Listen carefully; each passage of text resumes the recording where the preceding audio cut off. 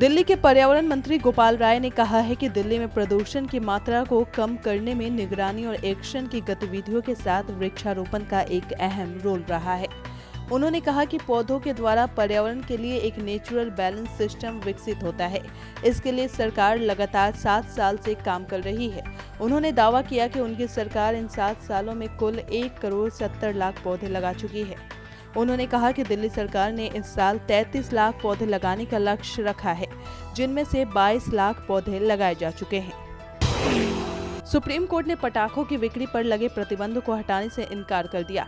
शीर्ष अदालत ने कड़ी टिप्पणी करते हुए कहा कि रोजगार की आड़ में अन्य नागरिकों के जीवन के अधिकार का उल्लंघन नहीं कर सकते हैं। पीठ ने कहा, हमें बेरोजगारी और नागरिक के जीवन के अधिकार के बीच संतुलन बनाना होगा।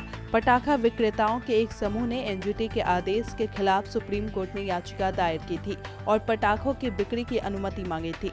इस पर सुप्रीम कोर्ट ने आदेश देने से इनकार कर दिया। दिल्ली के भाजपा अध्यक्ष आदेश गुप्ता ने कहा है कि दिल्ली जल बोर्ड की नाकामी और भ्रष्टाचार की वजह से दिल्ली वासियों में पानी की समस्या बनी हुई है।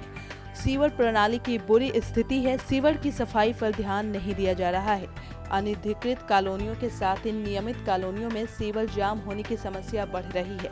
कई इलाके में सीवर लाइन नहीं है। उन्होंने कहा कि मुख्यमंत्री को ये बताना चाहिए कि दिल्ली जल बोर्ड को दिए गए फंड का हिसाब क्यों सार्वजनिक नहीं किया जा रहा है। जंगली जानवरों से परेशान उत्तराखंड के लोगों को जल्द इससे राहत मिल सकती है। केंद्र सरकार की ओर से जल्द ही मानव वन्यजीव संघर्ष रोकने के लिए 150 करोड़ रुपए मिलने जा रहे हैं। राज्य के वन मंत्री डॉक्टर हरक सिंह रावत के प्रस्ताव को केंद्रीय वन एवं पर्यावरण मंत्री भूपेंद्र यादव ने अपनी सहमति दे दी है। इस मामले में मंत्री हरक ने बजट की पैरवी की, जिस पर केंद्र से सकारात्मक रुख अपनाया गया है। मध्य प्रदेश के मुख्यमंत्री शिवराज सिंह चौहान प्रत्येक दिन एक पौधा जरूर लगाते हैं। इसी कड़ी में आज भारतीय महिला हॉकी टीम के साथ पौधारोपण किया। इस दौरान उन्होंने कहा कि आज मेरा सौभाग्य है कि मैंने विश्व में भारत का मान बढ़ाने वाली राष्ट्रीय हॉकी टीम के सदस्यों के साथ पौधा रोपा। ये पौधे इन बेटियों के समर्पण, कर्मठता और परिश्रम की याद दिलाते रहेंगे। बेटियां खूब खेले, देश का नाम रोशन करे, मेरा स्नेह और आशीर्वाद उनके साथ है। नमामि गंगे योजना के तहत गंगा को प्रदूषण मुक्त करने के लिए उत्तर प्रदेश की सरकार अब रिवर राचिंग की मदद लेगी। नदियों की पारिस्थितिक तंत्र को मजबूत बनाने और गंगा को प्रदूषण मुक्त करने के लिए सरकार गंगा में 15 लाख मछलियां छोड़ेगी। सरकार के निर्देश पर मत्स्य विभाग के द्वारा गंगा में 15 लाख विभिन्न प्रजाति की मछलियों को छोड़ने की योजना बनाई गई है। ये मछलियां नाइट्रोजन की अधिकता बढ़ाने वाले कारकों को नष्ट करेगी। अब गंगा के इकोसिस्टम को बरकरार रखते हुए उसकी स्वच्छता के लिए रिवर राचिंग प्रक्रिया से मछलियों का इस्तेमाल किया जाएगा। मुंबई म्युनिसिपल कॉर्पोरेशन ने पश्चिम उपनगर की 2 नदियों का कायाकल्प कर उनका जल शुद्ध बनाने की दिशा में एक कदम बढ़ाया है। दहिसर और ओशिवारा नदी का कायाकल्प करने के लिए 1000 करोड़ रुपए का प्रस्ताव तैयार किया गया है। इसे मंजूरी के लिए बुधवार को होने वाली अस्थायी समिति की बैठक में लाया जाएगा। बीएमसी ने परियोजना अगले 3 वर्षों में पूरी होने की उम्मीद जताई है। भारत में कोरोना संक्रमण के 18,795 नए मामले सामने आए हैं। नए मामलों का ये आंकड़ा 201 दिनों के लंबे अंतराल के बाद 20,000 से कम है।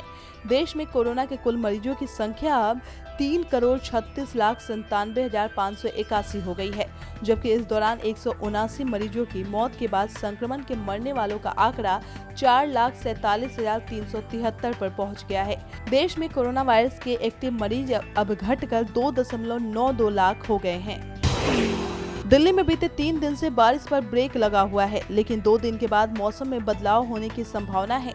इस बदलाव के कारण 30 सितंबर से फिर से हल्की बारिश का दौर शुरू होगा।